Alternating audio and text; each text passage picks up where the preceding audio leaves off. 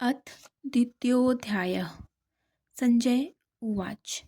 संजय बोले, उस प्रकार करुणा से व्याप्त और आंसुओं से पूर्ण तथा व्याकुल नेत्रों वाले शोक युक्त उस अर्जुन के प्रति भगवान मधुसूदन ने यह वचन कहा। श- श्री भगवानुवाच। श्री भगवान बोले, हे अर्जुन, तुझे इस असमय में यह मोह किस हेतु से प्राप्त हुआ? क्योंकि न तो यह श्रेष्ठ पुरुषों द्वारा आश्रित है, न स्वर्ग को देने वाला है और न कीर्ति को करने वाला ही है। इसलिए हे अर्जुन, नपुंसकता को मत प्राप्त हो, तुझमें यह उचित नहीं जान पड़ती। हे परंतप, हृदय की तुच्छ दुर्बलता को त्याग कर युद्ध के लिए खड़ा हो जा। अर्जुन उवाच। अर्जुन बोले, हे मधुसूदन, मैं रणभूमि में किस प्रकार बाणों से भीष्म पितामह तथा और द्रोणाचार्य के विरुद्ध लड़ूंगा, क्योंकि हे अरिसूदन, वे दोनों ही पूजनीय हैं।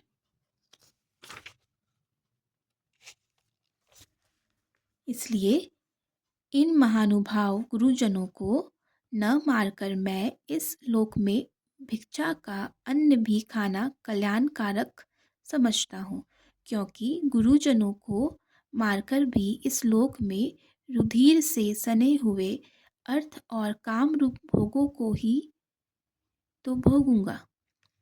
हम यह भी नहीं जानते कि हमारे लिए युद्ध करना और न करना, इन दोनों में से कौन सा श्रेष्ठ है, अथवा यह भी नहीं जानते कि उन्हें हम जीतेंगे या हमको वे जीतेंगे, और जिनको मारकर हम जीना भी नहीं चाहते, वे ही हमारे आत्मीय धृतराष्ट्र के पुत्र हमारे मुकाबले में खड़े हैं। इसलिए कायरता रूप दोष से उपहत हुए स्वभाव वाला तथा धर्म के विषय में मोहित चित्त हुआ मैं आपसे पूछता हूँ कि जो साधन निश्चित कल्याणकारक हो वह मेरे लिए कहिए, क्योंकि मैं आपका शिष्य हूँ। इसलिए आपके शरण हुए मुझको शिक्षा दीजिए, क्योंकि भूमि में निष्क कंटक धन्य धान्य संपन्न राज्य को और देवताओं के स्वामी पने को प्राप्त होकर भी मैं उस उपाय को नहीं देखता हूँ जो मेरी इंद्रियों के सुखाने वाले शोक को दूर कर सके।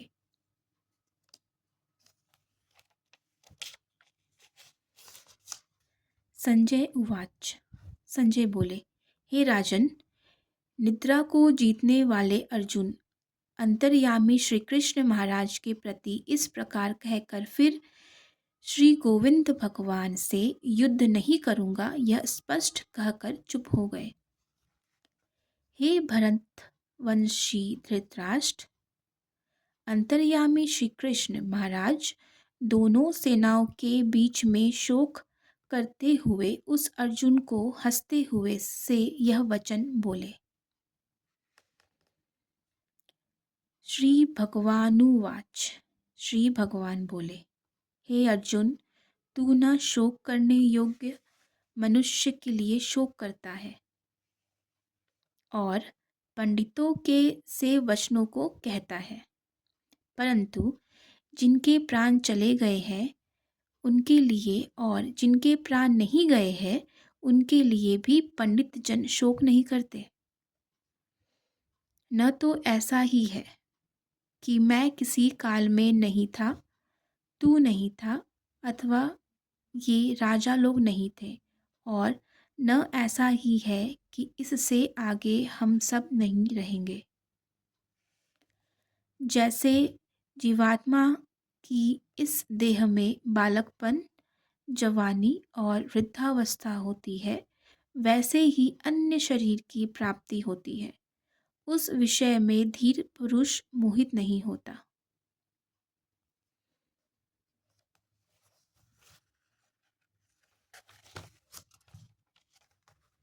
हे कुंती पुत्र, सर्दी गर्मी और सुख दुख को देने वाले इंद्रिय और विषयों के संयोग तो उत्पत्ति विनाशशील और अनित्य है। इसलिए हे भारत, उनको तू सहन कर। क्योंकि हे पुरुष श्रेष्ठ, दुख सुख को समान समझने वाले जिस धीर पुरुष को ये इंद्रिय और विषयों के संयोग व्याकुल नहीं करते, वह मोक्ष के योग्य होता है। असत वस्तु की तो सत्ता नहीं है और सत का अभाव नहीं। इस प्रकार इन दोनों का ही तत्वज्ञानी पुरुषों द्वारा देखा गया है। नाश रहित तो तू उसको जान, जिससे यह संपूर्ण जगत दृश्य वर्ग व्याप्त है। इस अविनाशी का विनाश करने में कोई भी समर्थ नहीं है। इस नाश रहित अप्रेम्य नित्य स्वरूप जीवात्मा के ये सब शरीर नाशवान कहे गए हैं। इसलिए हे भरतवंशी अर्जुन, तू युद्ध कर। जो इस आत्मा को मारने वाला समझता है तथा जो इसको मरा मानता है, वे दोनों ही नहीं जानते, क्योंकि यह आत्मा वास्तव में न तो किसी को मारता है और न किसी के द्वारा मारा जाता है।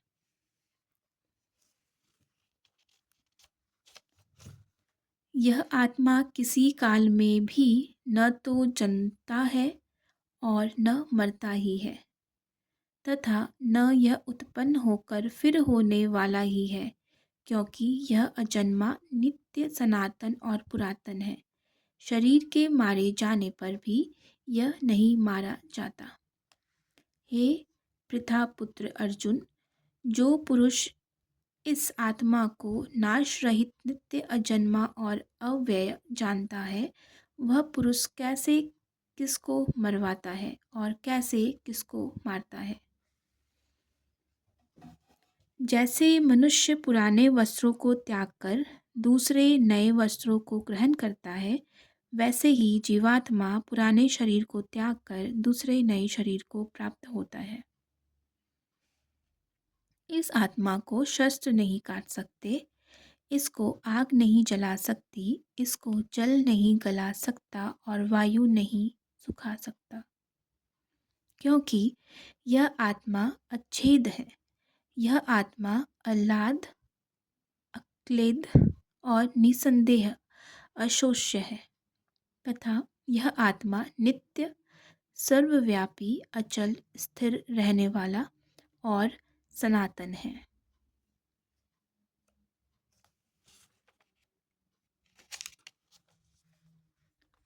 यह आत्मा अव्यक्त है, यह आत्मा अचिंत्य है और यह आत्मा विकार रहित कहा जाता है। इससे हे अर्जुन, इस आत्मा को उपयुक्त प्रकार से जानकर तू शोक करने को योग्य नहीं है। अर्थात तुझे शोक करना उचित नहीं है। किंतु यदि तू इस आत्मा को सदा जन्मने वाला तथा सदा मरने वाला मानता हो, तो भी हे महाभाव हो, तू इस प्रकार शोक करने को योग्य नहीं है, क्योंकि इस मान्यता के अनुसार जन्मे हुए की मृत्यु निश्चित है और मरे हुए का जन्म निश्चित है। इससे भी इस बिना उपाय वाले विषय में तू शोक करने को योग्य नहीं है। हे अर्जुन, संपूर्ण प्राणी जन्म से पहले अप्रकट थे और मरने के बाद भी अप्रकट हो जाने वाले हैं, केवल बीच में ही प्रकट है। फिर ऐसी स्थिति में क्या शोक करना है?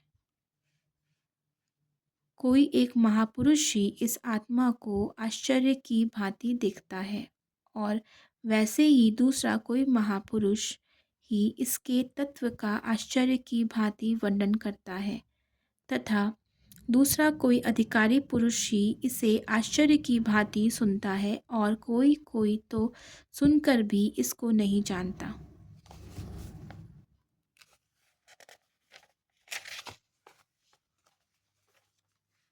हे अर्जुन, यह आत्मा सबके शरीर में सदा ही अवध्य है, जिसका वध नहीं किया जा सके। इस कारण संपूर्ण प्राणियों के लिए तू शोक करने के योग्य नहीं है, तथा अपने धर्म को देखकर भी तू भय करने योग्य नहीं है। अर्थात तुझे भय नहीं करना चाहिए, क्योंकि क्षत्रिय के लिए धर्मयुक्त युद्ध से बढ़कर दूसरा कोई कल्याणकारी कर्तव्य नहीं है। हे पार्थ, अपने आप प्राप्त हुए और खुले हुए स्वर्ग के द्वार रूप इस प्रकार के युद्ध को भाग्यवान क्षत्रिय लोग ही पाते हैं। किंतु यदि तू इस धर्मयुक्त युद्ध को नहीं करेगा तो स्वधर्म और कीर्ति को खोकर पाप को प्राप्त होगा, तथा सब लोग तेरी बहुत काल तक रहने वाली अपकीर्ति का भी कथन करेंगे, और माननीय पुरुष के लिए अपकीर्ति मरण से भी बढ़कर है। और जिनकी दृष्टि में तू पहले बहुत सम्मानित होकर अब लघुता को प्राप्त होगा, वे महारथी लोग तुझे भय के कारण युद्ध से हटा हुआ मानेंगे।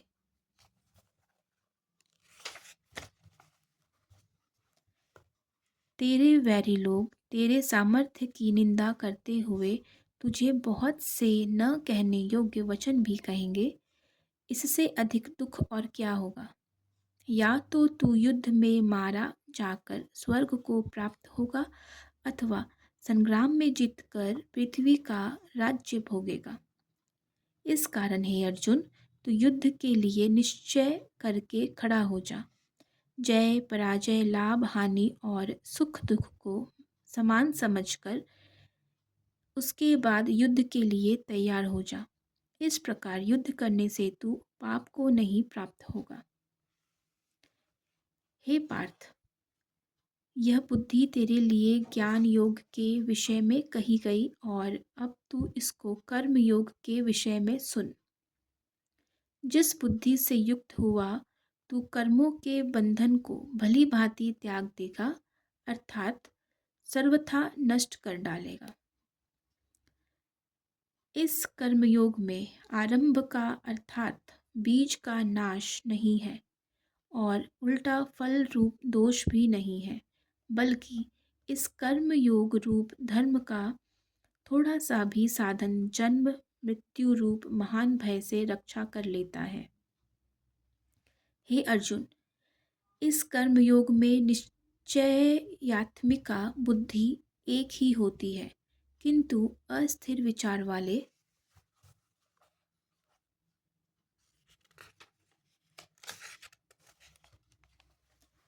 विवेकहीन सकाम मनुष्यों की बुद्धियाँ निश्चय ही बहुत भेदों वाली और अनंत होती है।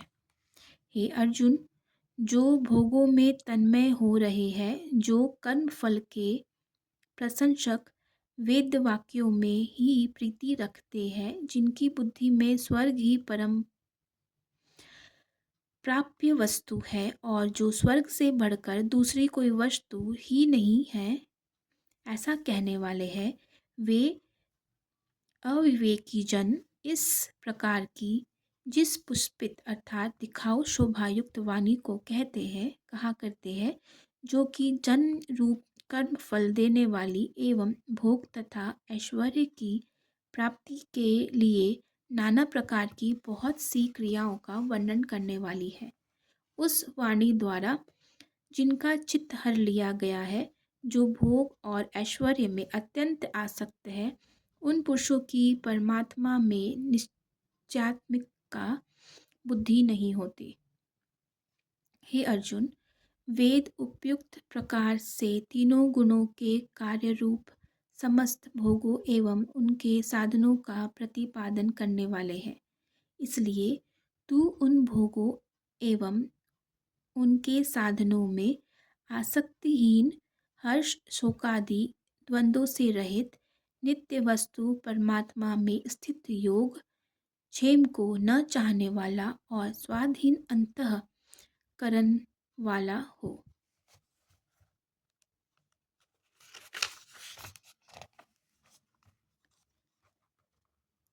सब ओर से परिपूर्ण जलाशय के प्राप्त हो जाने पर छोटे जलाशय में मनुष्य का जितना प्रयोजन रहता है, ब्रह्म को तत्व से जानने वाले ब्राह्मण का समस्त वेदों में उतना ही प्रयोजन रह जाता है।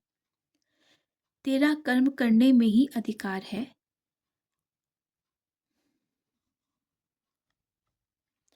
उसके फलों में कभी नहीं। इसलिए तू कर्मों के फल का हेतु मत हो तथा तेरी कर्म न करने में भी आसक्ति न हो। हे धनंजय, तू आसक्ति को त्याग कर तथा सिद्धि और असिद्धि में समान बुद्धि वाला होकर योग में स्थित हुआ कर्तव्य कर्मों को कर। समत्व ही योग कहलाता है।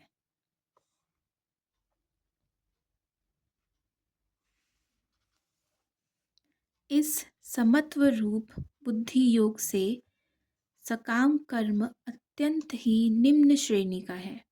इसलिए हे धनंजय, तू समबुद्धि में ही रक्षा का उपाय ढूंढ, अर्थात बुद्धि योग का ही आश्रय ग्रहण कर, क्योंकि फल के हेतु बनने वाले अत्यंत दीन है। समबुद्धि युक्त पुरुष पुण्य और पाप दोनों को इसी लोक में त्याग देता है, अर्थात उनसे मुक्त हो जाता है। इससे तू समत्व रूप योग में लग जा।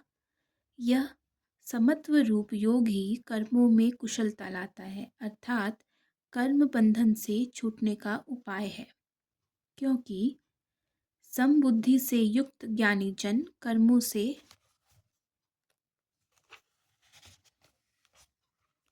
उत्पन्न होने वाले फलों को त्याग कर जन्म रूप बंधन से मुक्त हो निर्विकार परम पद को प्राप्त हो जाते हैं।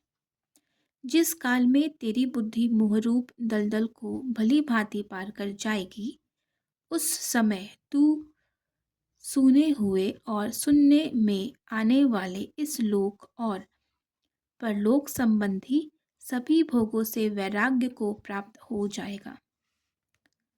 भांति भांति के वचनों को सुनने से विचलित हुई तेरी बुद्धि जब परमात्मा में अचल और स्थिर ठहर जाएगी, तब तू योग को प्राप्त हो जाएगा, अर्थात तेरा परमात्मा से नित्य संयोग हो जाएगा। अर्जुन उवाच। अर्जुन बोले, हे केशव, समाधि में स्थित परमात्मा को प्राप्त हुए स्थिर बुद्धि पुरुष का क्या लक्षण है?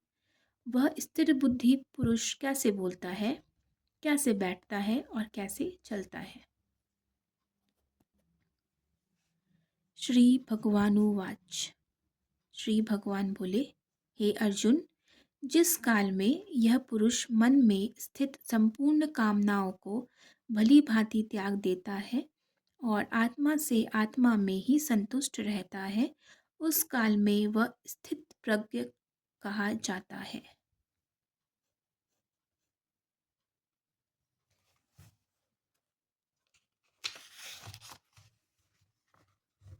दुखों की प्राप्ति होने पर जिसमें मन में उद्वेग नहीं होता, सुखों की प्राप्ति में जो सर्वथा निःस्पृह निःस्पृह है और तथा जिसके राग भय और क्रोध नष्ट हो गए, ऐसा मुनि स्थिर बुद्धि कहा जाता है। जो पुरुष सर्वत्र स्नेह रहित हुआ उस शुभ या अशुभ वस्तु को प्राप्त होकर न प्रसन्न होता है और न द्वेष करता है, उसकी बुद्धि स्थिर है। और कछुआ सब ओर से अपने अंगों को जैसे समेट लेता है, वैसे ही जब यह पुरुष इंद्रियों के विषयों से इंद्रियों को सब प्रकार से हटा लेता है, तब उसकी बुद्धि स्थिर है, ऐसा समझना चाहिए। इंद्रियों के द्वारा विषयों को ग्रहण न करने वाले पुरुष के भी केवल विषय तो निवृत्त हो जाते हैं, परंतु उनमें रहने वाले आसक्ति निवृत्त नहीं होती। इस स्थित प्रज्ञ पुरुष की तो आसक्ति भी परमात्मा का साक्षात्कार करके निवृत्त हो जाती है। हे अर्जुन, आसक्ति का नाश न होने के कारण ये प्रमथनस्व भाव वाली इंद्रियां यत्न करते हुए बुद्धिमान पुरुष के मन को भी बलात् कर लेती है। इसलिए साधक को चाहिए कि वह उन संपूर्ण इंद्रियों को वश में करके समाहित चित्त हुआ मेरे परायण होकर ध्यान में बैठे, क्योंकि जिस पुरुष की इंद्रियां वश में होती है उसकी बुद्धि स्थिर हो जाती है। विषयों का चिंतन करने वाले पुरुष की उन विषयों में आसक्ति हो जाती है। आसक्ति से उन विषयों की कामना उत्पन्न होती है और कामना में विघ्न पड़ने से क्रोध उत्पन्न होता है। क्रोध से अत्यंत मूढ़ भाव उत्पन्न हो जाता है। मूढ़ भाव से स्मृति में भ्रम हो जाता है। स्थित स्मृति में भ्रम हो जाने से बुद्धि अर्थात ज्ञान शक्ति का नाश हो जाता है और बुद्धि का नाश हो जाने से यह पुरुष अपनी स्थिति से गिर जाता है।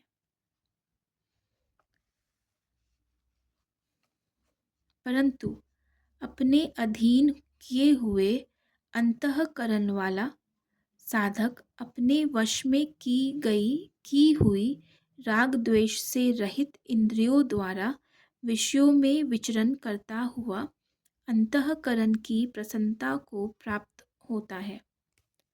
अंतःकरण की प्रसन्नता प्राप्त होने पर इसके संपूर्ण दुखों का अभाव हो जाता है और उस प्रसन्न चित्त वाले कर्मयोगी की बुद्धि शीघ्र ही सब ओर से हटकर एक परमात्मा में ही भली भांति स्थिर हो जाती है। न जीते हुए मन और इंद्रियों वाले पुरुष में निश्चयात्मिक का बुद्धि नहीं होती और उस अयुक्त मनुष्य के अंतःकरण में भावना भी नहीं होती तथा भावनाहीन मनुष्य को शांति नहीं मिलती।